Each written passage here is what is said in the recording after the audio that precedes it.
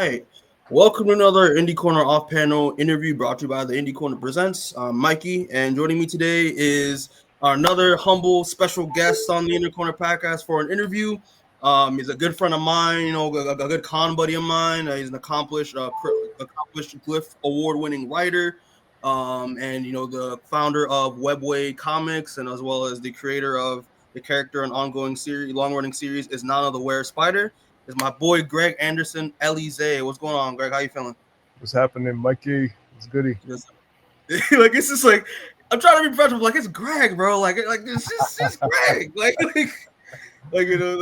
So I'm not sweating all, but I'm chilling, bro. I'm happy to have you on finally because we've talked about this for a while to have you on here.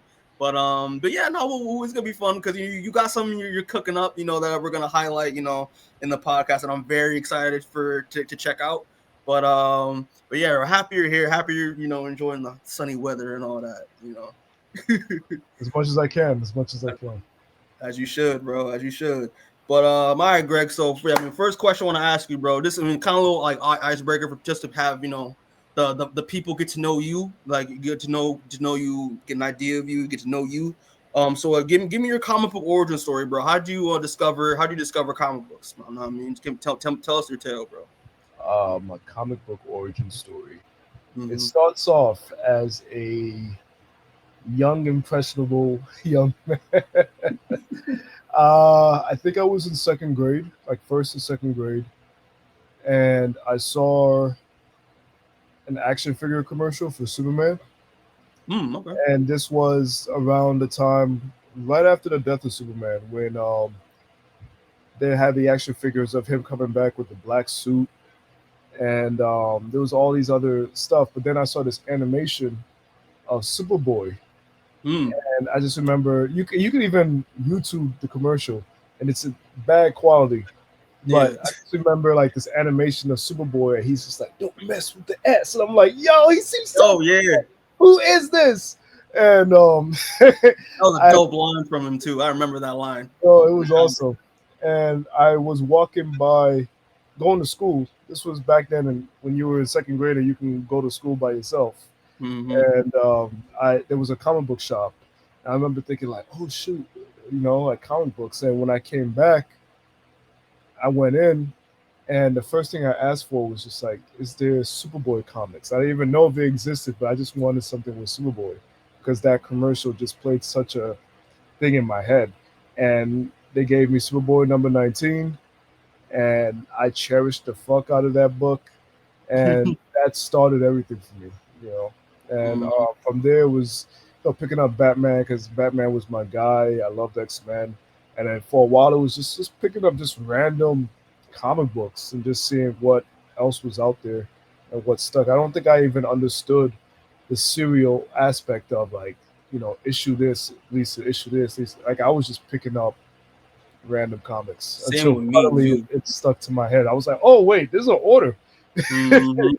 Same with me too. I didn't know either. Like I didn't pay attention to the creative teams either when I was a kid. I was just buying. My mom would just randomly give me whatever she could grab. So I feel that for sure, bro.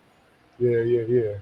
So that started my origins. I think around middle school, high school was when I really started to look at it as something that I might want to do. No, I lie. I'm lying to you. Okay. Middle school actually, because fourth and fifth grade was when I started doing like fan fiction stuff. Okay. Like, I was huge on the 90s Batman movies. I would write my own sort of fan fiction based off of that. And from middle school and high school was when I started like getting into stuff like Black Panther and X Factor. Oh yeah. And, like the more like and Spawn, I was a huge Spawn fan, and from there I knew I wanted to write comic books. That was the thing. That's all I wanted to do after that. I got you. Yeah, it's kind of cool that like again, like because I know you're a little older than me, so we have a little bit of a gap. But like I'm envious because of like you discovered comics like right when they were getting like really hot, like in the 90s with Death of Superman, The Return of Superman, The Reign of Superman, which I feel like that's also like the same time you discovered like you said Superboy, but you discovered like Steel as well. obviously, and like, and obviously, which it correlates to what you're doing now, with Hammer, yeah, like, yeah, you got into comics at like the right moment, and then obviously before, like the industry crash and all that with the speculation and all that, but my appearance caused the crash.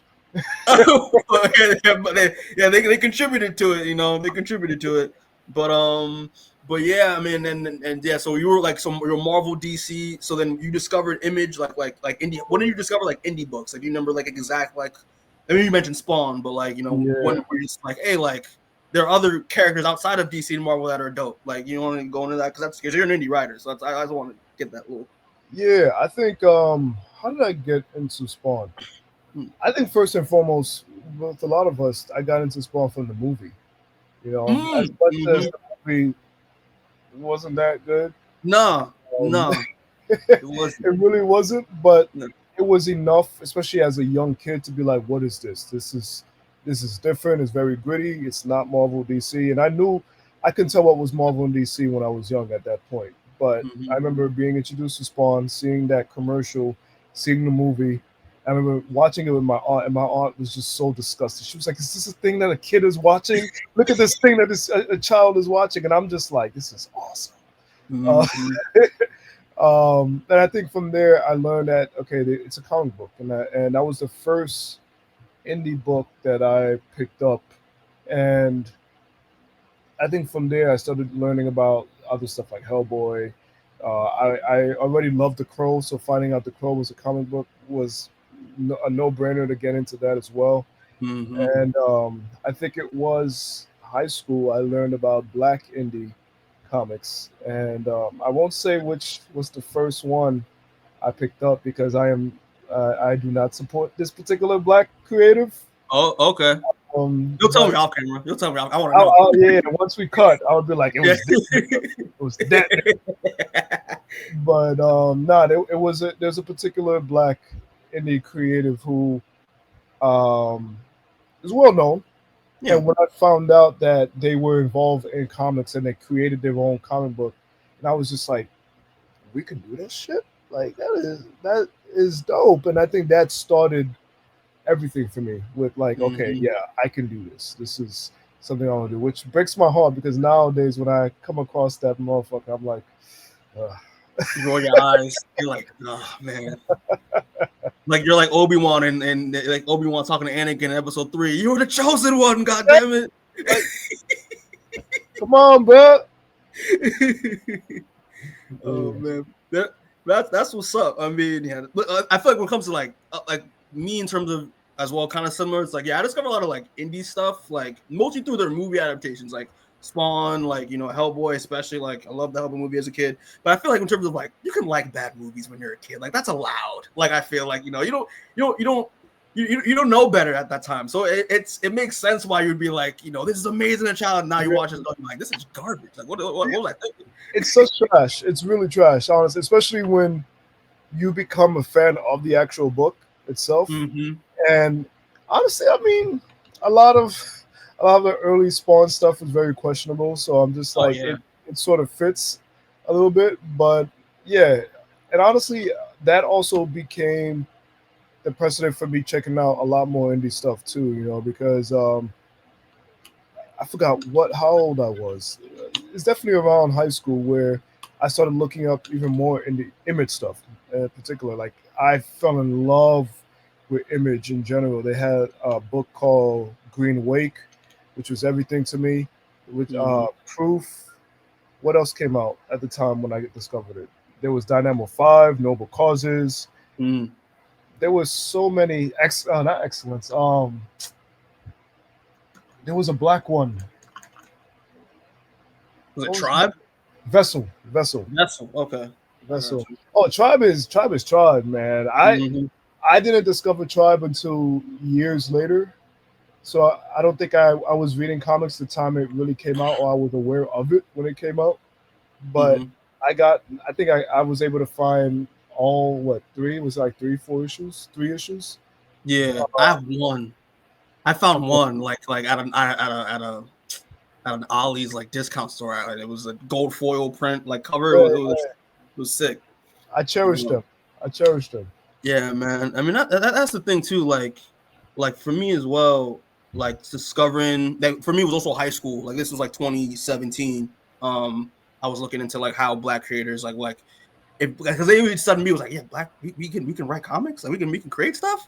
That's dope. I mean, I was familiar with other writers like that did Marvel and DC stuff, but what got me into it was like discovering Milestone. That changed everything for me. Like Milestone changed everything for me. Like realizing that, oh wow, this company that had a majority Black production creative team and all that stuff did one of my favorite characters, Static, of all time. Like, and how they this world, I was like, this is crazy. Yeah, but I hear you. It is a nice feeling, like, wow, yeah, like we can do this. And then you try to do it yourself, and it's like, but yeah, that's what's up. That's what's up. Do you have a? So I'm gonna ask. Do you have a like a Mount? Because you're a writer, obviously.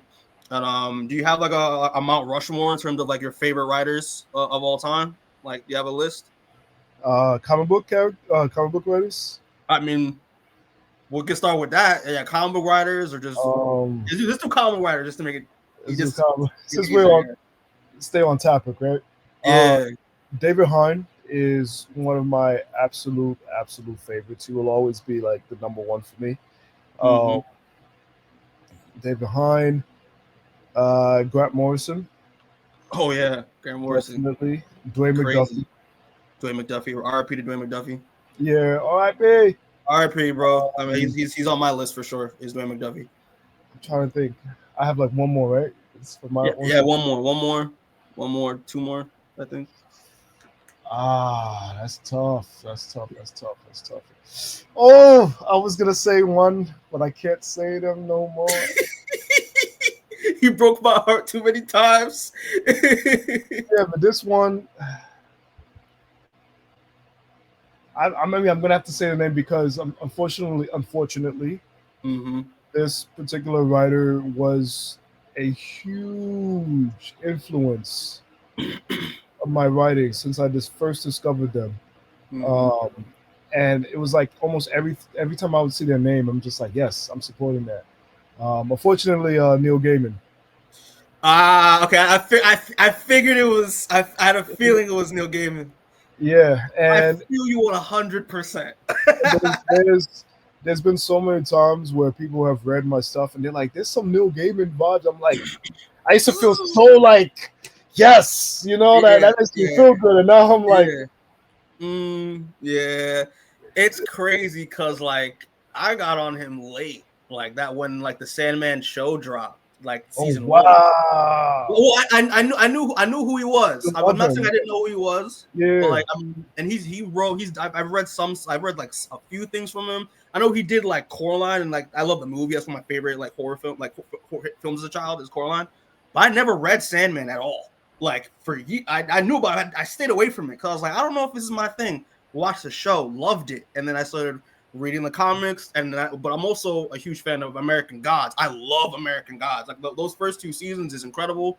Last year I started listening to the book, and then all that ish happened. I was like, I stopped reading. I was like, I can't. I have to. It's just weird now. Yeah. So I feel you 100%. And funny enough, they stealth dropped season 2 of Sandman like yesterday. So like, I don't even know if I want to watch it, to be honest with you. I don't think I will. I'm debating it, but like because they're canceling it after this, so I'm just like, what's the point? But like it's but yeah, no, I did something. We all feel your pain, right? Don't worry about it. We all feel it. Yeah, that's crazy. I mean, I'll say mine just so just I don't want you to say your stuff alone, bro. But for me, it's like Robert Kirkman because of Invincible. Like I'm a huge Invincible fan, so that's my favorite comic book of all time. Dwayne McDuffie for sure because of Static, Milestone, all that. Crap. I literally had this in my I literally had him in my now I'm losing them. Christopher Priest because of Black Panther. I remember reading his Black Panther when I was younger, and it's amazing. Marvelized Black Panther. Rick Remender. Rick Remender's dope. Deadly Class because I love that. That's one of my favorite comics too. Is Deadly Class. And Matt Fraction. Love Matt Fraction. Since you're gonna say 5. Yeah. There's 5 of them. No, there's 4 presidents. I'm bugging. There's 4 presidents on my restaurant. I'm kidding. Yeah. Since you're gonna say 5, yeah. all right, how about this? I'm gonna replace Neil Gaiman and I'm gonna put Peter David R.I.P. Oh yeah, rip to Peter David, man. Yeah. No, that was sad to hear. Honestly, his book on writing comics. Mm-hmm. When I finished that was when I was like, this is it. This is all I want to do. That was, if not for that book, I don't know if that would have been like a concrete idea that I wanted to do it. I think I was always sort of like, it seems like a cool thing. But once I read writing comics for Peter David, that was it. I got you. I have not read that book. Actually, I should add that to my collection because you would love it. You would love that book. Yeah, okay. I'll add it to the list. And then lastly, just to get off like the icebreaker stuff. So I know because you do indie stuff. You've created your own thing. But if you have the opportunity to do any established character already in Marvel, DC, whatever, and give me like 3. Which characters would you love to be like if you got the offer immediately? Like cut the check. Let's do it. Dr. Voudou is number 1. Oh, facts. Wow, that's wow. Okay, I did not expect that. No question. Dr. Voudou. Dr. Voudou again. Dr. Voudou. Number 1. Anything to do with Two-Face. Oh, okay. Why Two-Face? He was probably my very first favorite comic. Well, no. My very first favorite comic characters were Batman and TMNT. Mm-hmm. But there was something about Two-Face as a kid. I think initially it started because I thought the design was really cool, but then I started to grow an interest in the whole split personality and duality thing. Okay. And I liked the aspect of him being Batman's friend initially and then becoming his enemy and Batman having to come to terms with it. Like there was so much nuances and things that I remember as a kid discovering. I'm like, yo, this is really cool. Yeah. And it's funny because it was just like, I'm thinking to myself, in 2nd grade, look at that. That was when I discovered, Two-Face and stuff like that. So to this day, that love for him has never really left. And I feel like there's so many things we can still do with the character. And I think recently, I don't know if the book is still going on, but Christian Ward was writing. Was he drawing it as well? I think he was doing both of a Two-Face book. I haven't heard much of it since it came out, but it was a part of the One Bad Day like series that they've been doing at DC. Nah, it was a legit ongoing that they announced. And I have the first 2 or 3 issues. Mm-hmm. And they are so fucking good. It's also a continuation of Batman, I think, the City of Madness that Christian Ward did. Oh, okay. Yeah, I'm seeing it right now. Christian Ward, Fabio Vera. Okay, I did not know about this book. All right, I'll check it out. I'll check it out. Based off of the first few issues. I don't know. Actually, I fell off with a lot of reading, but those were amazing. I was just like, yo, it took how long for us to get books like this about this character? Okay, well, you got to revive it, bro. You got to revive it. It's your time. Let me see. 3rd, probably John Constantine. Oh, you would kill it. You would kill it. Yes.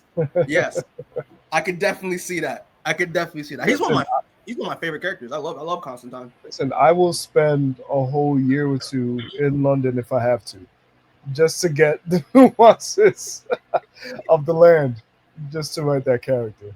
Dude, you have to. Okay, I don't know if you heard of like the whole myth with John Constantine for like people who've written him. Like, have you heard about this before? That they stumble across him. Yeah. You got to be that's one of the reasons why I want to read. Why I want to work for Constantine in some capacity, just because I wanted to see him pop up. I want to see if that's true. But that's you would do great. Well, I don't know if what your pitch would be for Constantine, but like, you have any idea what you would do? Yeah, because he's had a long history.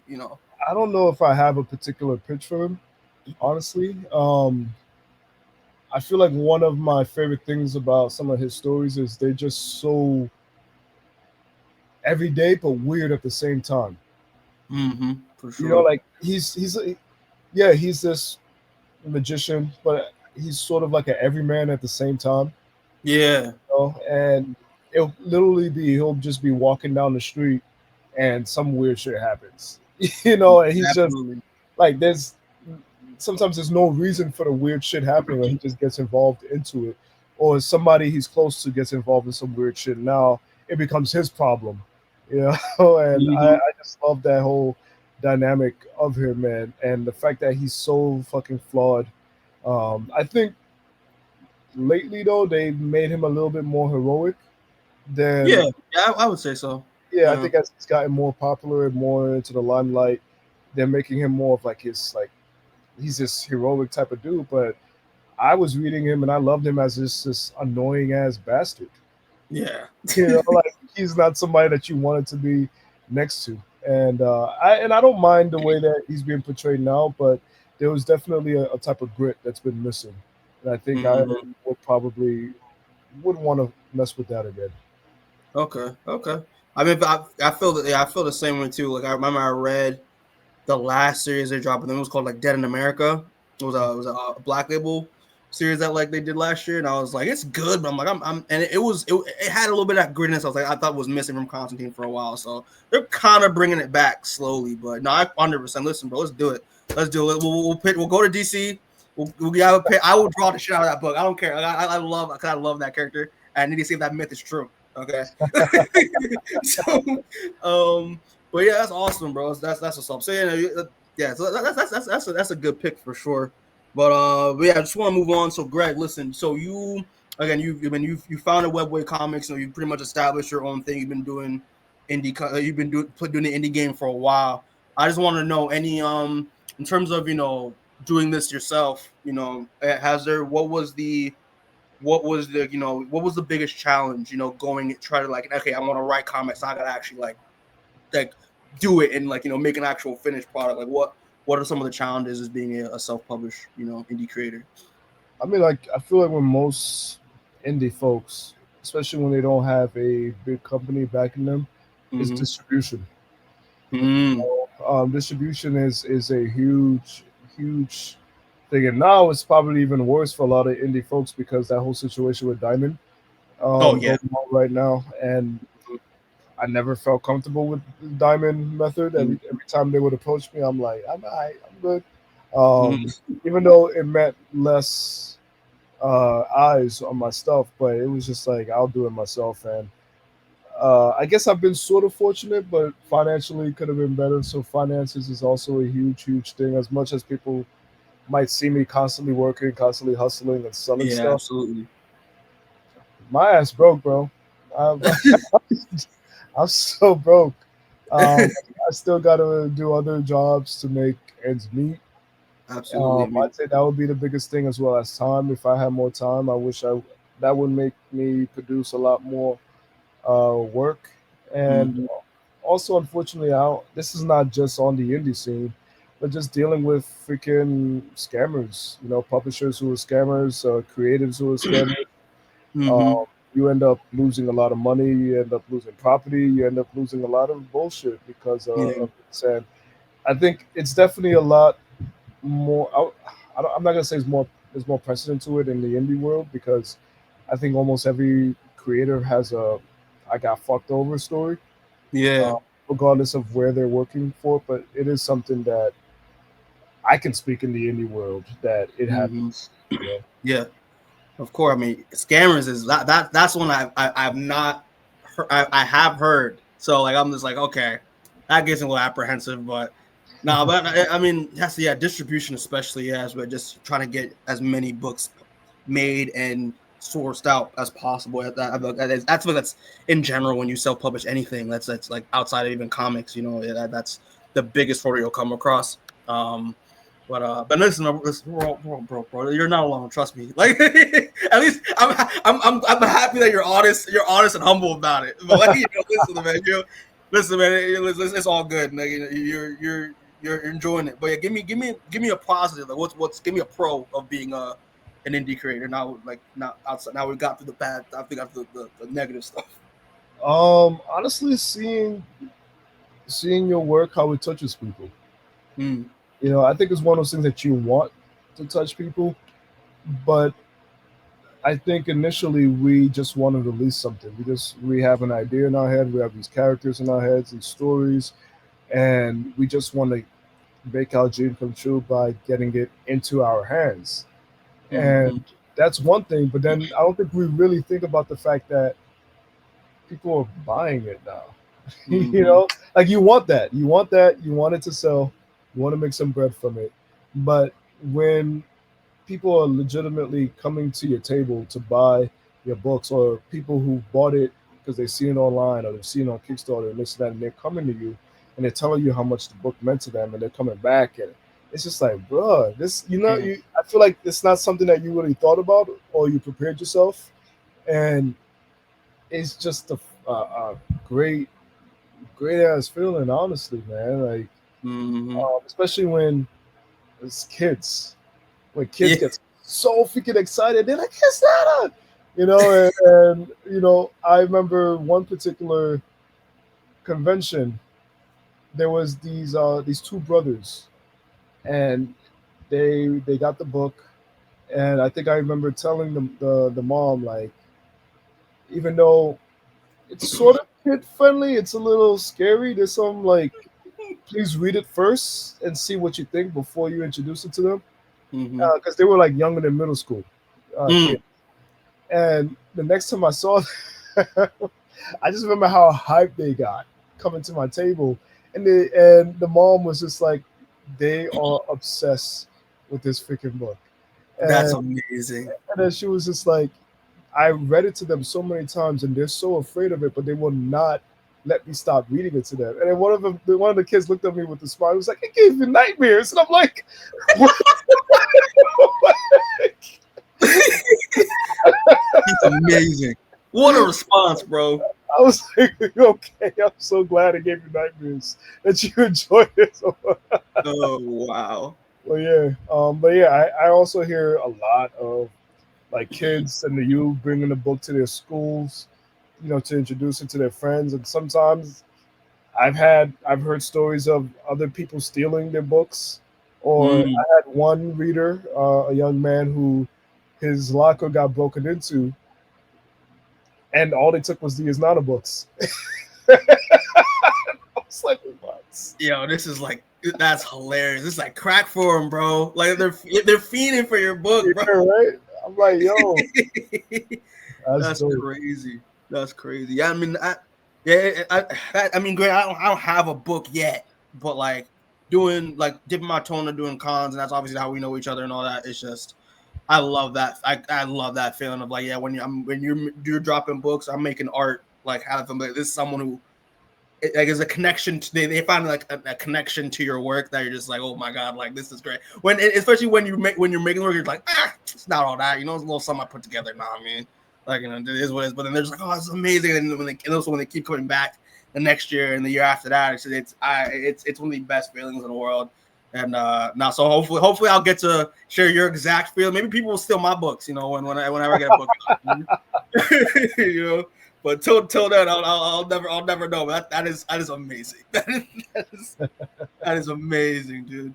But yeah, well, speaking of your books, bro. So we'll actually get into your book. So just to start off, because it's not as obviously as the character that you was the one you launched, like Webway and all that stuff with, and it's like when everyone thinks of you, they think of his Nana. So and for people, I'll just put in a little screen because I have a slide. I do slides. I like slides. Like that's my thing. Like in terms of what I do, podcasts stuff like that. I'm slide obsessed, but just put a little thing on the slideshow. But tell me just what inspired you to do this now? Like what inspired you to create this character, bro? I'd like to tell me about it. So is Nana is the son of a non-pseudo spider, who is Mm-hmm. the West African god of stories. And it's a coming of age type of story with some dark fantasy. And essentially, it is my way of introducing people to a lot of Black spirituality, mythological, folklore, legend characters from Mm-hmm. just various Black cultures. And what generally inspired the story was I grew up on Greek mythology. I Same. I love Greek mythology to this day, Anytime there's an adaptation, I want to see what's going on with it. I love seeing the different versions of these stories, the different versions of the characters. Like, I'm not one of those people, and there's so many of these people who they read the original and it's like the adaptation has to be exact. It needs to be. Yeah. And I'm like, no, that shit is boring. Just read the fucking book again. Like, True. like, let me see. As long as like I feel the essence of the characters and the stories are there, I love seeing adaptations. Yeah, And I was Greek mythology obsessed since 5th grade. I was a Percy Jackson kid growing yeah. up. So I'm yeah. definitely older than you. I was a Hercules and Xena motherfucker. Fair Yeah. enough. Which are dope. Which are also dope, by the way. I've watched them. So, but nah, I was into that. I was into European fairy tales. I love all that shit. But when I got to high school was when I discovered there was way more other mythologies out there. That Black people had different mythologies from different cultures, whether it from a different country in the Caribbean, a different country in Africa, or South America. We have so many different gods and heroes, and I remember just being amazed by that. But when I got to college, this is where the shift happened for me, where this inspired Isnana. I remember having to take a Greek mythology class, and easy A. Like, I aced everything because I knew all this shit. And I was like always raising my hand. I knew the shit. But then I discovered we had a African mythology class, but that was an elective. It was not required to take that class. That was only if you want to pad out your little credits, raise it up a little bit before you graduate. It's a little optional thing. And I'm like, I don't know how I feel about that. But it was required for me to pass the European mythology class. And then thinking about the fact of growing up since the first grade, from grade school, middle school, high school, again, we were required to learn about the European gods. And the only time you can learn about the other ones was if a teacher just felt like they wanted to teach it, essentially. And I would ask some of my friends if they knew who Anansi the spider was, and they'd be like, who is that? I'm like, but you can name me like 5 Greek gods. And they're like, yeah, I know this. And I'm just like, you don't find that to be weird? And I'm like, Anansi, who is like our most well-known god. And so, given that Anansi is supposed to represent the god of stories, I was like, yo, are our stories dying because we don't know? Like, us Black folks don't know these things. And so from there, that's when I created Isnana, where Isnana would be the legacy. He is the son. So this is sort of trying to keep the legacy of Anansi alive. So that's why in every single Isnana story, you're meeting a different folklore or mythological or spiritual Black character. Just as a way of like introducing us to showcase that we have so many ourselves. All we just got to do is do some research. Exactly. And the thing is, it's same deal. Like, that always did bother me also as well. Yeah, we always know we had the Greek gods, the Roman gods, like the European gods, but like, not a lot of, we don't talk about the Orishas, we don't talk about, like Anansi and all that. So yeah, I could see why that bothered, because it bothered me too. Being a mythology head growing up, but it's kind of cool that you created this, to like add on to the culture, and mostly just to educate, not just the adults, but also the next generation as well, that they have their own mythology to aspire to, which is a wonderful thing. And yeah, so what was what was your favorite, obviously like Anansi the Spider is like, it's also my personal favorite, because like I don't know how, I can't pinpoint how I knew him as a child. Like I probably, there was a teacher that thought like it was a good idea to like implement a little bit of African mythology in there, but was there any like, what was your favorite African myth that you wanted, that you had to implement, that you loved, creating the series and all that? I mean, yeah, as you said, obviously Anansi. Yeah. I love reading about, I'm very careful to say mythology for this one because there's a lot of people who practice this faith, but I love Hmm. things that I've read and research about the voodoo faith, Oh and yeah. like a lot of the lower I think to be like just awesome, like really Hmm. really awesome stuff, and of course the Orishas, and I'm still only like scratching the surface of like my research of the Orisha. Um, Hmm. but like definitely the stuff with like the voodoo faith is like I'm like, yo, this is dope. This is Yeah, cool. I've been dipping my toe into it a little bit because I mean it took me a while because honestly I was a little scared, like not gonna lie, because being coming from because my family's from, I think, yeah, Tal, they're from Tanzania, East Africa, so like we're saying voodoo and witchcraft is already like it already turns you off. You're kind of bred to be like that. So and but seeing like researching with Voudou and also like the Cloak and Dagger show really helped me out. Like the Cloak and Dagger show Mhm. that came out a few years ago, because that was a huge part of that series. It led me like it made me a lot more interested in like the whole faith and the practices and the law and the deities. So yeah, it is. I could. It is a very interesting. Yeah, it's not really mythology. Mythology is more like religious practice, but yeah, no, I could see that. I could see that for sure. Um, and but yeah, well, just to go on to with is Nana. So like that's the thing with is you incorporate a lot of stuff in terms of like different genre blends and themes because like especially with the first one, this one the first one is a lot more. Well, the whole story in general is very coming of age. But to be okay, just to be fair for context for the audience, I've only checked out the first two because I only get the book when I see Greg once a year. So, so, but so next year I'll have the third volume, and then the after that, et cetera, et cetera. But I really did enjoy the first one a lot when I picked it up, because it's very coming of age, but like and also obviously showcases very wonderful mythology and world building, especially like with the Mother World and the relationship between like a father and son with Anansi and his Nana, but also like some horror. Like you do some pretty good body horror with that you and Walter Osley does in the first volume. So why incorporate a horror element into his Nana in the first place? You could have let it all lighthearted and It's go my beyond shit, man. It's my shit. that. I love horror. Horror is my favorite genre, and Hmm. I think when I write, it just seems to be like my go-to. To be honest with you, I really don't know how to explain. I just love it. I just love horror, Hmm. and I think there's a lot of different things that I do with the horror element in this Nana because yeah, there's that scary stuff. There's the visuals that I just feel like it just strikes people in a Hmm. particular way. But then I also like the fact that Isnana is not a typical protagonist in a horror story. Hmm.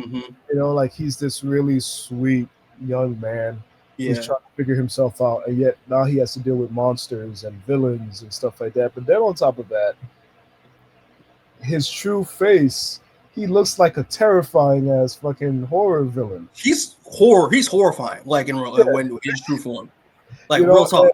yeah, and I like sort of the idea of messing with that, especially because when he does show his true face, I feel like it's such a scary thing, especially because people are so afraid of spiders. But then it becomes that whole aspect of judging a book by its cover. So you see Mhm. this humanoid spider coming towards you. Your first thing is to run, but deep down, this motherfucker is a sweetheart. Yeah, he's a teddy bear. Yeah. You know, like this motherfucker's hugging people and shit. Like he's a kid. He's a Yeah, kid man. and like and not even just a kid. You could some kids are demons, but this is like I know that. he's a kid. True, true. Oh man, but yeah, no, I really do like that aspect that you incorporated here. Yeah, it's like he's at surface area, like in his human form, he's just nice, like good looking, sweet kid.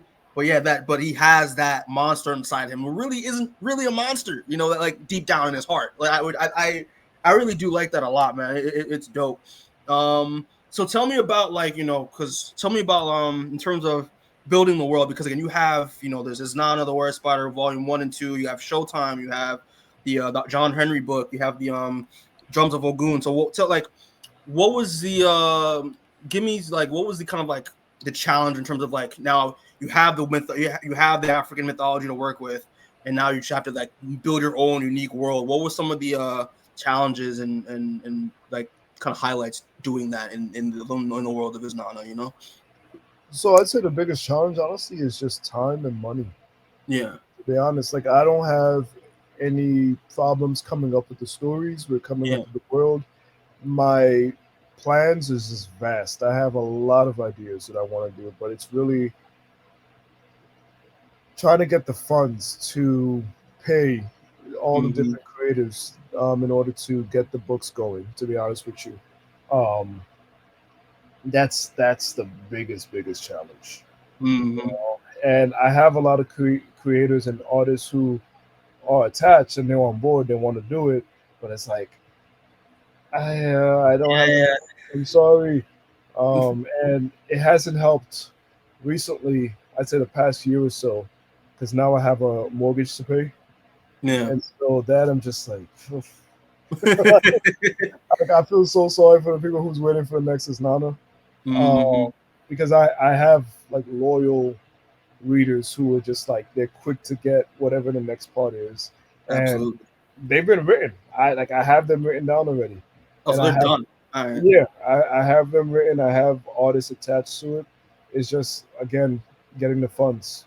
Yeah, I think that's the same thing. I think that Keith, well, shout out to Keith Cross, because I mean he's another mutual friend of ours and amazing creator. We had him on the show last month. But he also this like same thing in terms of like in terms of expanding his world of like with Day Black and all that. Like it's just time. Like time is a big thing, money is a big thing, and just at some point you're gonna have to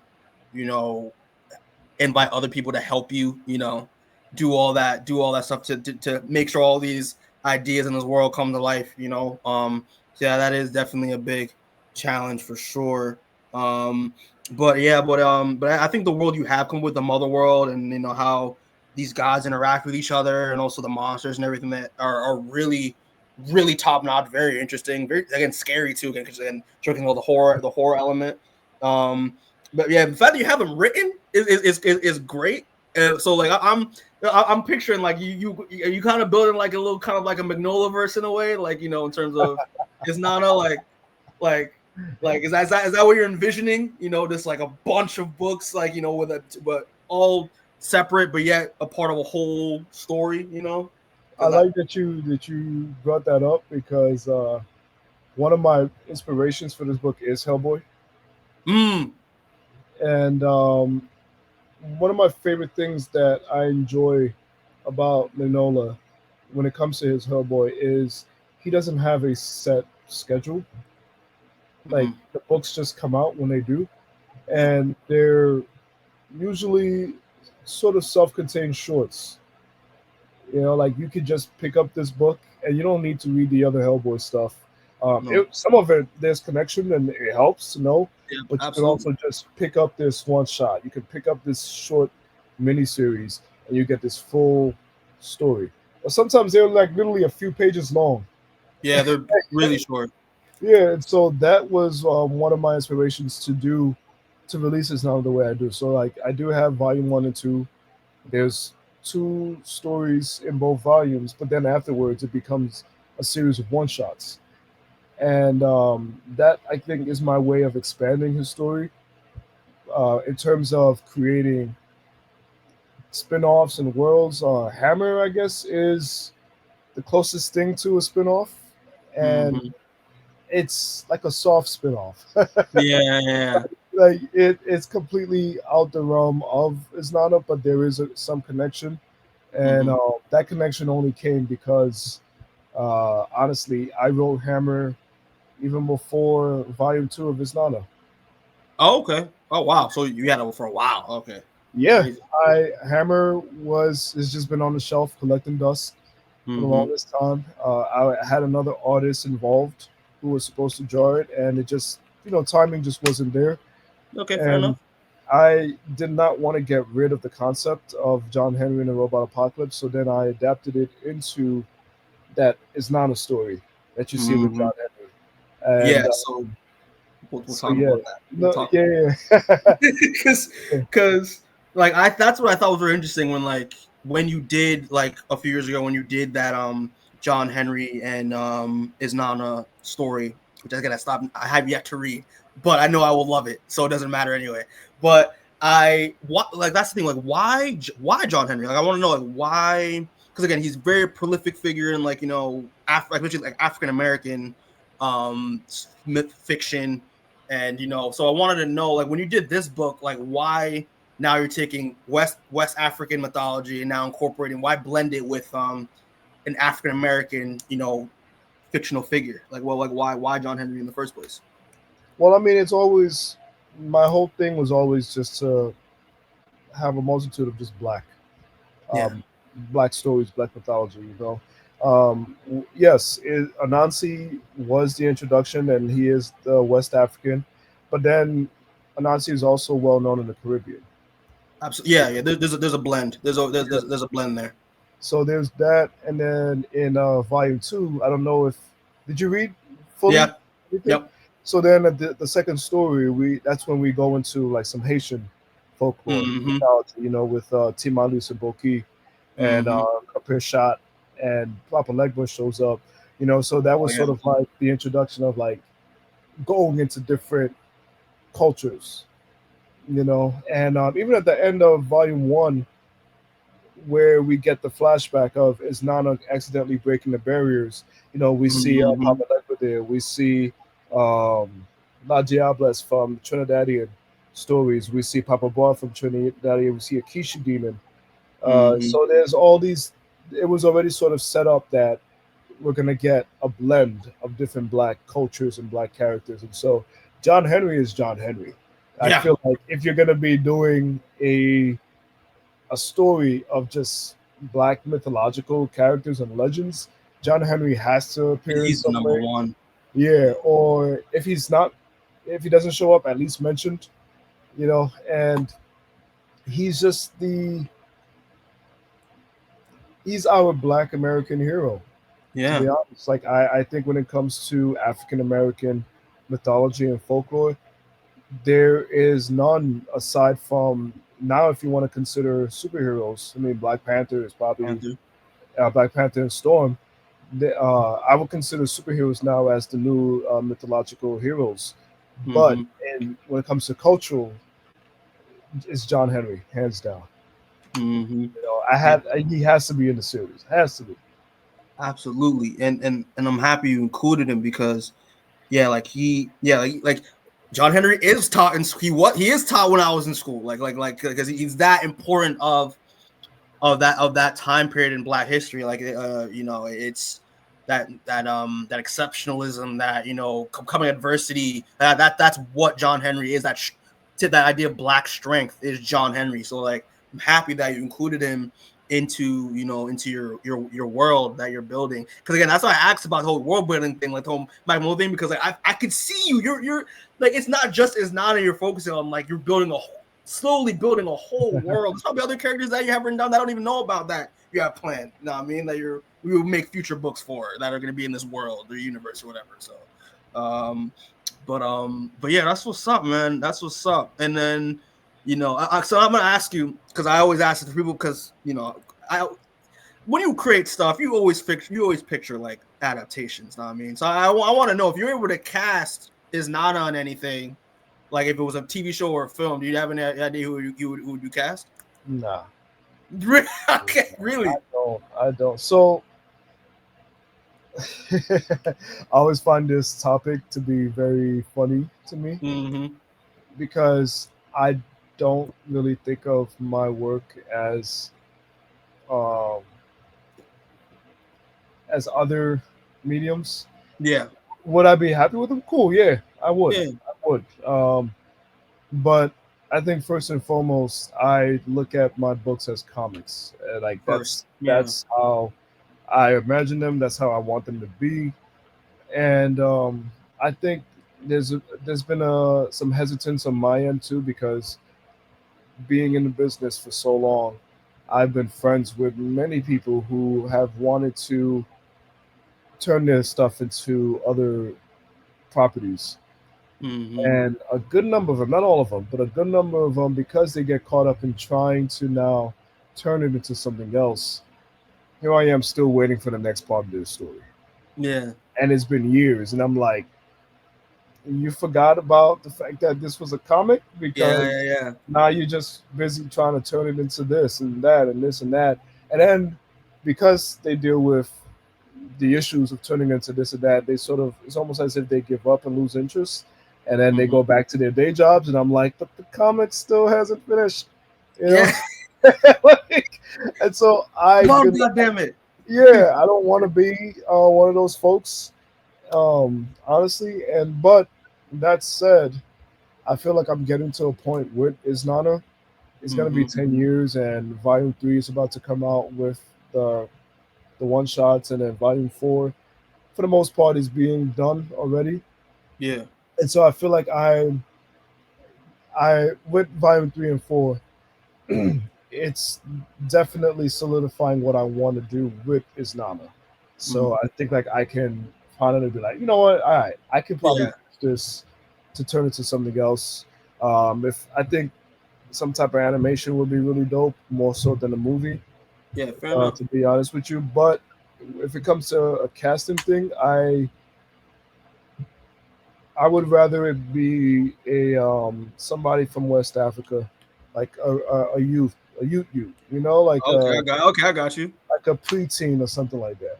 Like someone who's not well known in America, thick ass African accent. Yeah. You know, like that. That's, you know, preferably dark skin. Absolutely. You know, that's who I imagined as Nana in terms of if they were to cast. And it's funny, I used to say, you know, I would love to see Tony Todd as the voice of Osibo. Rest in peace to him. Rest in peace to Tony Todd, man. Yeah, I can definitely see that for sure. But yeah, no, that's why I asked, just because like I feel like there's always, when in terms of people, in terms of comic book creators, there's always that spectrum of people that they mostly want to, like, because sometimes they create these things to eventually be option for a film. They think that ahead of time. Like, for instance, Keith was like that. Like, Keith created Day Black as a film first before he didn't even think of it as a comic. I know, like Mark Millar, he mostly writes comics to then have them be adapted into stuff. But like, there's people like you, or like, for instance, like Brian K. Vaughan, like, who's he's on my top 10 writers of all time. I love Brian K. Vaughan. He specifically wrote Saga to be nothing but a comic. He does not want it to be adapted, period. Because which makes sense how grandiose and crazy Saga is, because it's going to be super expensive to adapt it. He did it on purpose. So like, so yeah, I mean, for me, I always, when I'm making a comic or story, I want it to just be that story first. However, I can't help myself but to think, not, oh, like, what would a movie or an animated? Because I'm an animation film. I'm a cinephile, bro. I love that. I love that medium just as much as I love comics. So I mean, I'm a mix of both. But yeah, but I hear you on that, bro. I hear you on that. So now we'll just move on to Hammer, bro. So yeah. So now you're doing Hammer. It's done. It's finished. You know, and you're launching your Kickstarter. So just, you know, offer, if you were to like tell people about Hammer, like, well, how would you describe Hammer in like 3 words, bro? 3 words. Yeah. What the fuck? Yeah. Hammer in 3 words. Yeah. Let me see.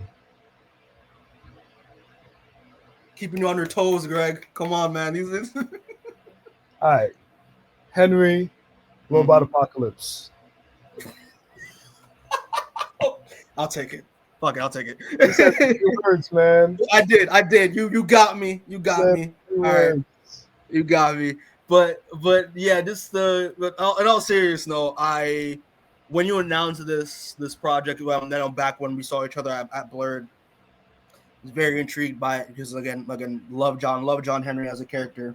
You know, and also just to run full circle, when you were mentioning Reign of the Superman and how you love that as a kid, like, one of my favorite characters of all time is Steel, and that is obviously a reflection of John Henry, with John Henry Irons. So I was very intrigued to see what you were doing with this, because I did not, because we were talking, I did not realize that this was like kind of like a spin-off of what you did in the Ballad of John Henry with that is not a crossover.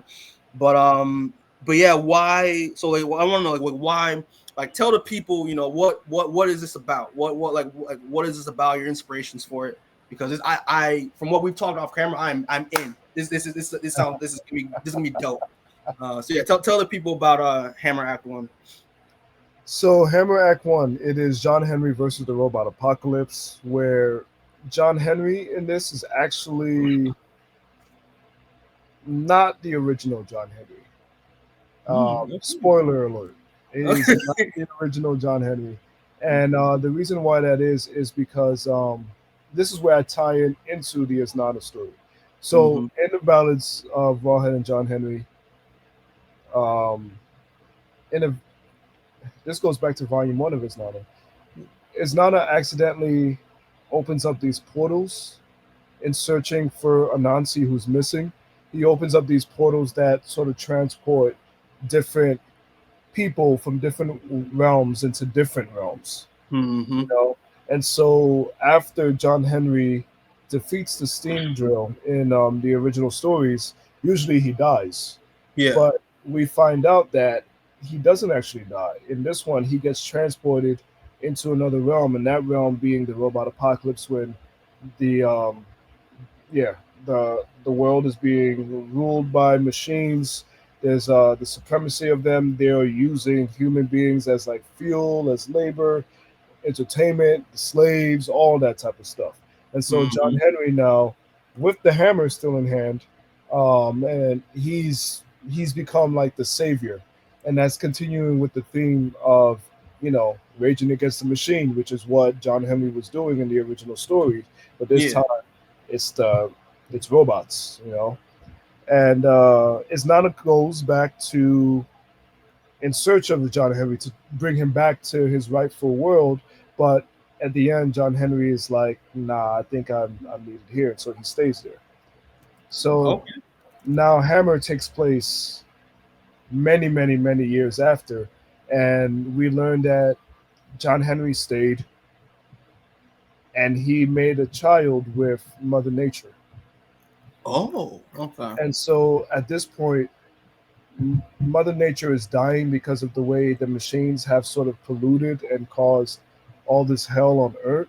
And in an act of, you know, of trying to survive, a new John Henry is reborn from Mother Nature. And this is where this guy comes in. So he's actually, I call him John Henry of Roots. He is actually born from Mother Nature, and there's a lot of like some Swamp Thing stuff involved as well. That is interesting, dude. Yeah. So now he has the hammer. He has a new hammer that was gifted to him by his moms, who's actually not just simply Mother Nature Gaia, but Asase Afua from an actual African spirituality. So touching base on that as well. There's some other little snippets. If you pay attention to the story, you might be like, wait, isn't that an African folklore? I'm like, yeah, you got it. That's if you catch it. But yeah, so that's what it is. The machines are ruling over. This John Henry is born to help save the humans who are there trying to survive, and he connects with a resistance, a human resistance team, and so now it's them trying to beat these machines that are causing turmoil in the area. That's what's up. That is okay. That now I'm even more down for this, because I was just thinking it was like a man at a time type of John, but like type of joint. But I'm just like, you're doing like swamp. He's an avatar of God. What? That is crazy. That is so that is different. That is something I did not expect. That is awesome. So that's the thing I wanted to ask too, because like obviously, I mean, you're obviously with us now and all, like, you know, and we've said this the whole podcast, you know, your love for mythology, because I remember seeing that one cover by that brother. I was trying to find it, because it's in the thumbnail it's gonna be in the thumbnail for this interview, and it drops on YouTube. But that cover of John Henry, it's like has that green background, and it's like that huge tree behind him with like it was. You know what cover I'm talking about, because that artist that did it was incredible. So which one is the one where his arm is raised? Or is it the one where he's holding the hammer behind him? He's just holding the hammer behind him, I think. Yeah, that's cover B. That's by Massimilio Veltri. Yeah. Yes, and it's a beautiful, beautiful cover. So I was thinking when I was looking at it, I was like, is there gonna be like a spirituality element to it? But obviously you described it. I'm like, oh, there absolutely is. Is gonna be a spirituality element of it? Yeah, it's this joint right here. I don't know if I can. Oh, that's my Instagram. My fault. This is this joint right here. This cover is crazy. Like it's crazy. So now you explain. I'm like, okay, that makes a lot more sense. So I'm like, okay, because I was a little lost. That's one thing I want to ask you is like, how much of, because again it's a Robot Apocolypse. So you're doing like Rage Against the Machine, Terminator type ish, but like how much of that spirituality mythology thing that you're known for is going to be in this book? So it's definitely there. Yeah, I'll say don't lose your sauce, bro. Don't lose it. But yeah, that's amazing, and obviously there's gonna be any references or any Easter eggs that are pertaining to the whole world of Isnana as well, or anything you've referenced in the books you've done. Somewhat. The very beginning, there's a anonymous sort of journal entry that mentions the connection with ballads. Mm-hmm. So there's the connection with Isnana sort of there, but I think for the most part, there will just be other Easter eggs, other African or Black spiritual stuff. Mm-hmm. And I think it's one of those things where they're sort of subtle, where you may not really necessarily pick it up unless you're aware of certain things. Then you might be like, wait, is this what I think it is? And if that's what you're thinking, then yes. If that's what you're thinking, then yeah. Awesome. But there's a lot of nuances, a lot of layers that I put in that it might pass over your head, but it just keeping it might stay as like a surface level entertainment thing, but there is a lot of meaning behind a lot of the things throughout the story. There's a lot of subtext that I put. I got you. Okay, that's what's up. And so obviously you're running the Kickstarter. I'm gonna bring it up in a second. But so you got the Kickstarter up for Hammer, and you're almost there. You're almost there. So you have there's 14 days left. You want to run it down, like what you're offering in terms of like tiers and all that for the campaign? Nerve-wracking. I'm like, can we get there already? You're gonna get there, bro. Don't worry about it. Look, see, you already got a backer just now. Someone already donated. So in real time. I told you, bro. Like I've told you, bro. That's because you're on here, bro. I just got the sauce, bro. It is what it is, man. But 207 was fucking me up all day today, bro. That shit had me fucked up. You have no idea. I've been looking at the damn thing for since this morning. I'm like, I hear you, bro. But tell what's going with the Kickstarter, what you're offering, what it comes to donating. So yeah, scroll down. Yep. If you can go to campaign, all the way at the top left. Got you. Yeah, so those are pages from the ballads of that is not a story, ballads of Rawhead and John Henry, which is also a reward. So nice. If you're interested in that particular book, you can get that actual book, but at the same time, though, you don't really need to, because the John Henry segment of that book is already going to be included in the comic. Okay. But if you're curious about just owning a copy of the original book as well with the Rawhead section, you'll be able to do that as well. Gotcha. So you can keep scrolling. So that is Bolt. He is the villain of the story. Nice. He's going to be one of the and David Brain. He is the artist. He's just been fucking amazing, honestly. He's one of my favorite people to work with.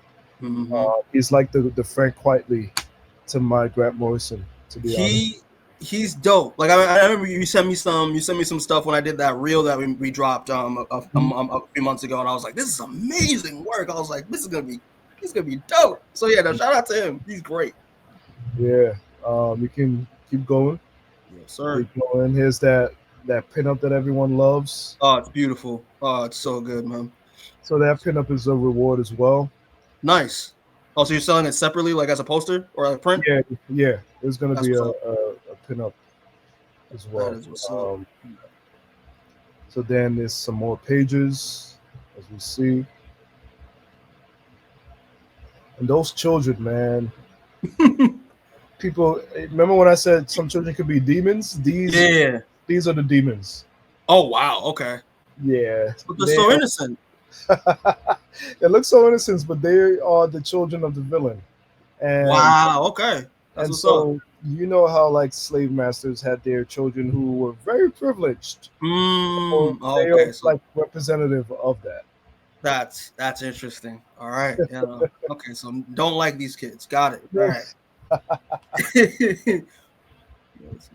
There's John Henry finding his hammer, using his hammer. That's crazy. Yeah, he's killing it, bro. He's killing it with this, with the artwork for sure. There's some handsome ass motherfucker. I don't know who that is. Bro. Yeah, bro. I don't know who he is either, but good looking dude. And David Brain himself. David Brain himself. And letterer. Yeah. Shout out to World. World's is out here just making bread, bro. He's doing everybody's books. Everything. Shout out to him, because when I had Keith on, he also was a letterer for Day Black Reparations Part 1. So nice. he did an amazing job. So this is my homie. He's one of my childhood friends, Ishmael. Nice. He actually did the music for the video. Oh, nice. Yeah, so we recreated from scratch the John Henry ballad. And he did his own sort of version of it, which came out awesome. And if you scroll down, there's actually a link to purchase that actual song. That's what's up. That's what's up. Yeah. So people, if you want to listen to the song, bro, there's a link to it so you can listen to it if you want to buy it. That song is amazing. I hope people don't skip out on that. But yeah, now we go to the rewards. You can just keep scrolling down. And also, if you are overseas, you'll be getting every print that happens here. So cover some of the high costs of having to ship over there. Absolutely. Okay, that's actually really generous of you to do that. Nah, man, that's awesome. Okay. So yeah, here we have cover A by David Brain. That's amazing. Yeah, it gives you a little bit of that hint about that Swamp Thing sort of thing I was telling about, as well as the villain has him in the clutches of his hands. That's sick. That is sick. And this is mine. I'm getting this one. This one is crazy. This one is crazy, bro. So Mass he was the artist of The Gentleman, the book that I was a part of. Yeah. And I freaking love that man so much. And when I asked David who would you want to do a variant from, and he was like Massimiliano. I was like, done. Like, you don't even have to try to get me involved in that. But yeah, I love what he did. He read the book, he read the story, and he wanted to use the roots, the Mother Nature aspect of the story, for his cover. And so there's a lot of like little layers and nuances there. If you really pay attention, and you'll see like how it connects to the thing. It is beautiful. And then when you mentioned the whole like Swamp Thing like aspect of it, I'm like, this is and I love it even more, dude. This is dope. Shout out to him, man. I really am like a new fan of his work after seeing this cover for sure, bro. It's amazing. And this one I've seen as well. This is dope. This one we have Antonello. So Antonello was the artist for Marasa that I did, and he is also the artist for Stronghold. But I'm doing for 133 Art, and there was another one that David was just like, I want Antonello for a variant, and I was like, done. That's all I'm.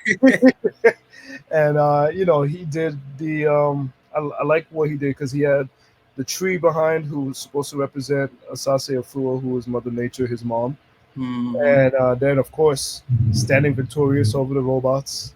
Amazing. Everything like that. So I just felt like a very traditional type of cover, but I love it. Yeah. I absolutely love it. It's beautiful, man. All right. This one. All right. Who's this one here? Now, Walter Austin. Duh. Okay.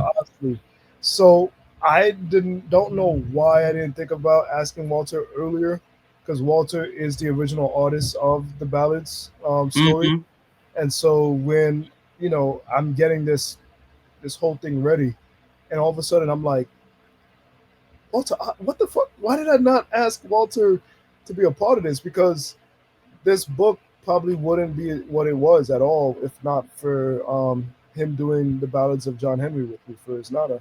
And so I reached out to him because Walter doesn't really, I don't think he's really involved in comics as much anymore.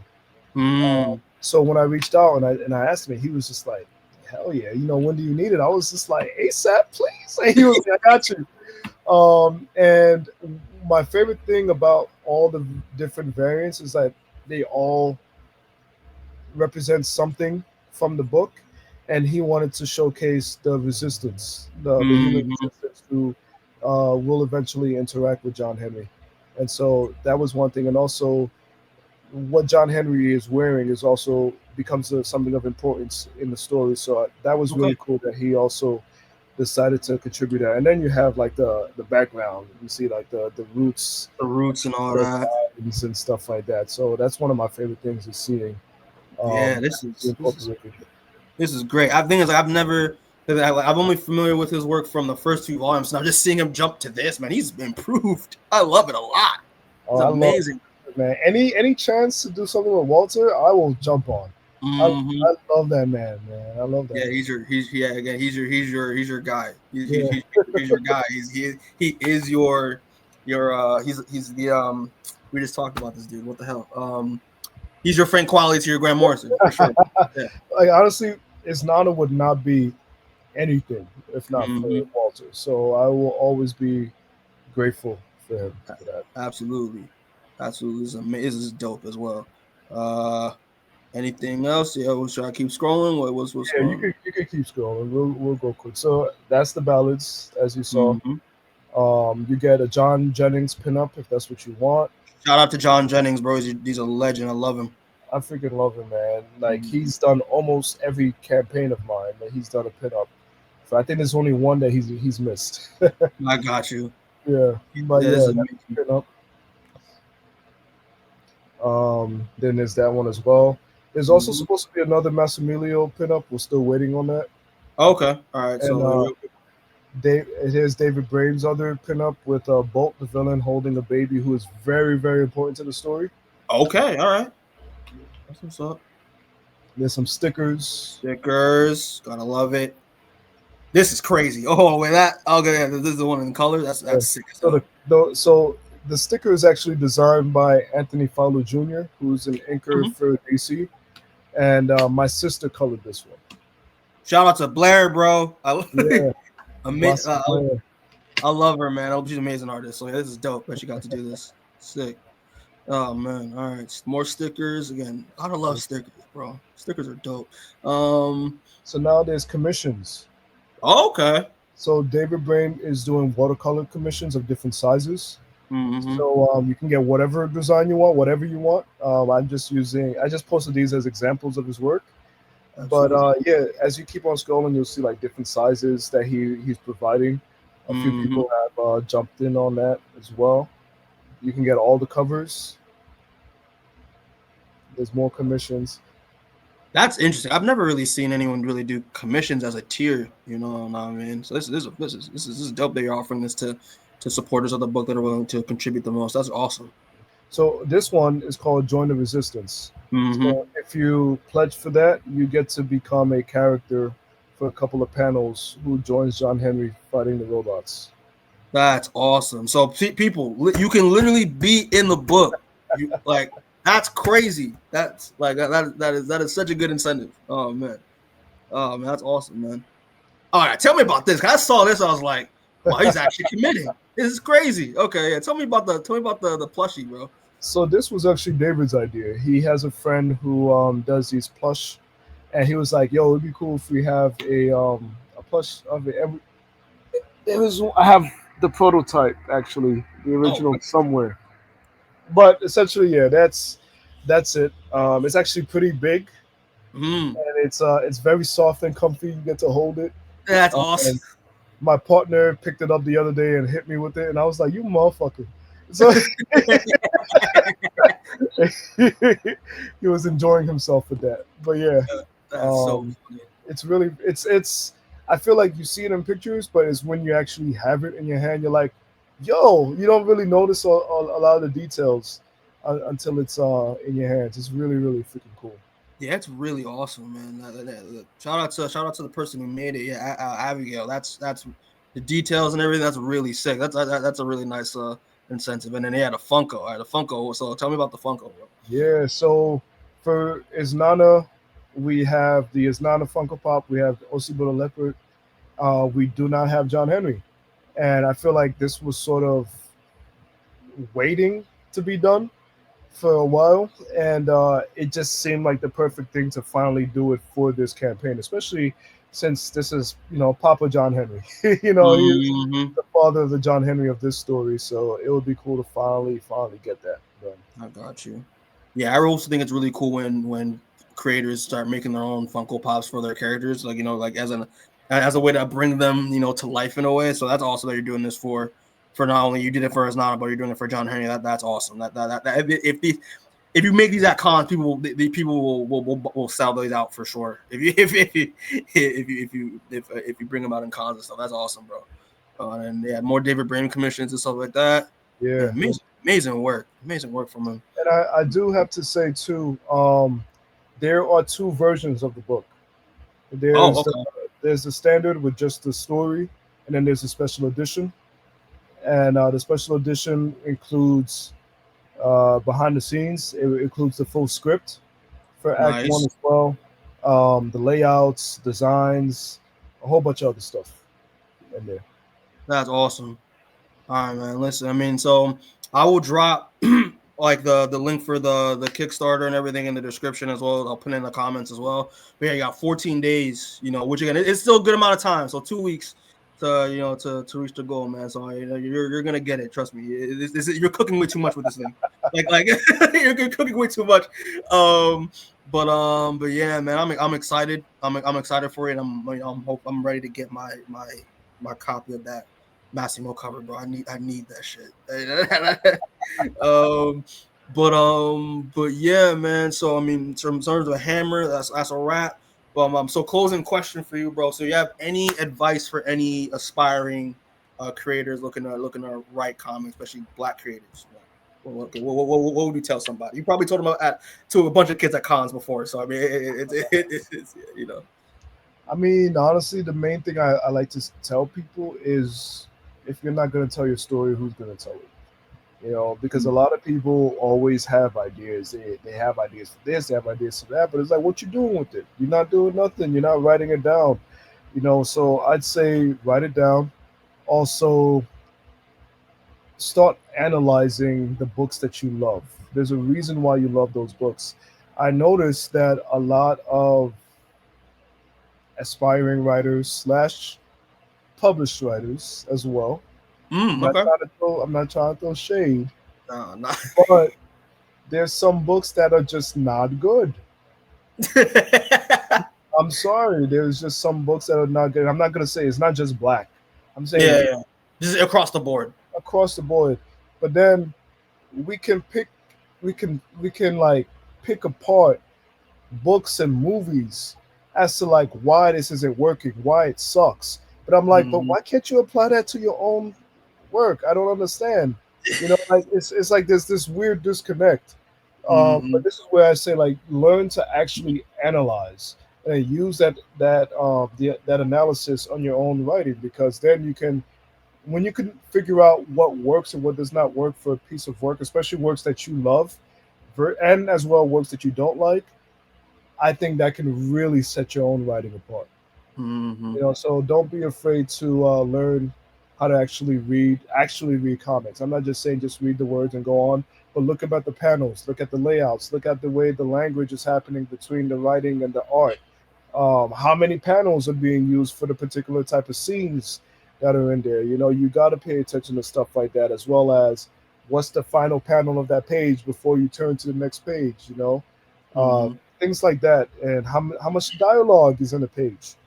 Mhm. I think once you start to figure stuff that like that out and look up some books on writing comics, your mind will open up in such a way that you never ever really imagine when it comes to creating.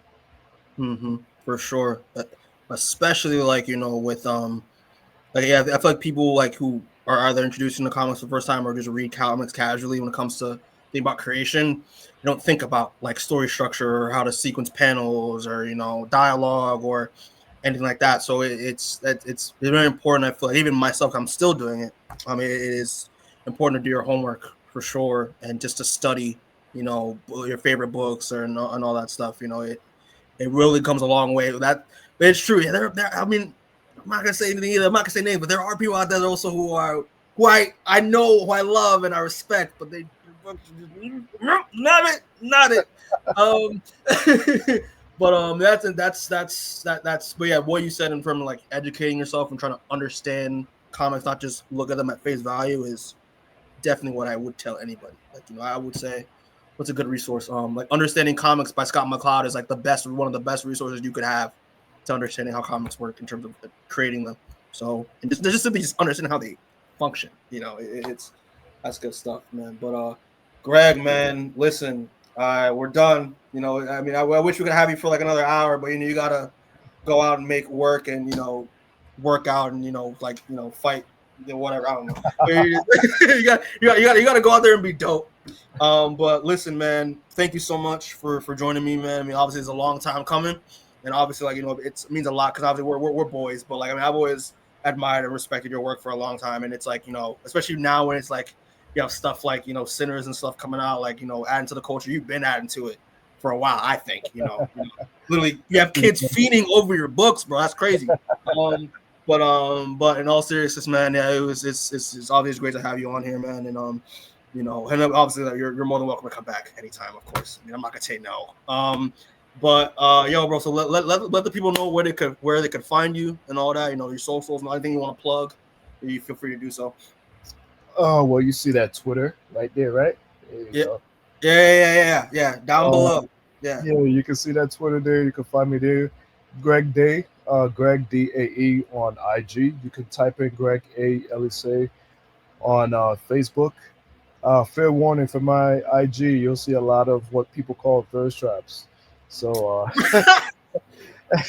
just me working out, honestly. You gotta get people come to read, right? Like I hear you, bro. I hear you. I see you. Game is game, my dude. Hustle is hustle. The fucked up thing is when I post my comic shit, no one likes the shit. But then once I took my shit off, now it's like, oh, I have followers on my page.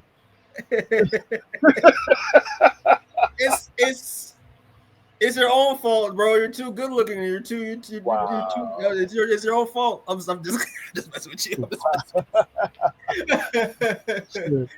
And also just type in Hammer John Henry on Google or on Kickstarter, and it should pop up.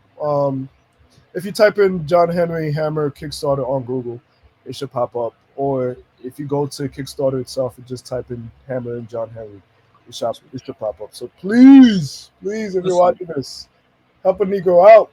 Help a Negro out 14 days, goddamn it. Like, there's plenty of time to contribute. He's offering a lot of stuff as we broke it down on here.